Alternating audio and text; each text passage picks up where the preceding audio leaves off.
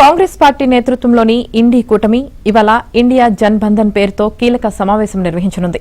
ఈ సమావేశానికి 23 రాజకీయ పార్టీలకు చెందిన నేతలు హాజరు కానున్నారు. కొన్ని పార్టీలు మాత్రం ఈ సమావేశానికి రావడం లేదని, వ్యక్తిగత కారణాలతో హాజరు కావడం లేదని సమాచారం.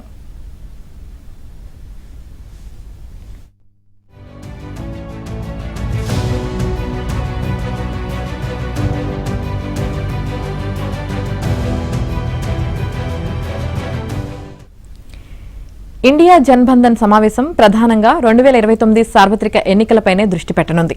ప్రధాని మోదీ నేతృత్వంలోని కేంద్ర ప్రభుత్వ వైఫల్యాలు, జాతీయ అంశాలపై చర్చించి ఉమ్మడి వ్యూహాన్ని రూపొందించనున్నట్లు తెలుస్తోంది.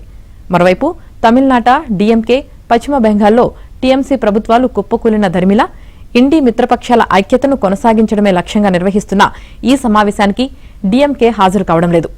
తమిళనాడులో కాంగ్రెస్ ఏకపక్షంగా టీవీకేకు మద్దతివ్వడమే ఇందుకు కారణం. మరోవైపు ఆమ్ ఆద్మీ పార్టీ ఇండియా కూటమికి దూరంగా ఉంటున్నట్లు బహిరంగంగానే ప్రకటించింది. జన్బంధన్ సమావేశం కోసం మమత నిన్ననే ఢిల్లీకి చేరుకున్నారు.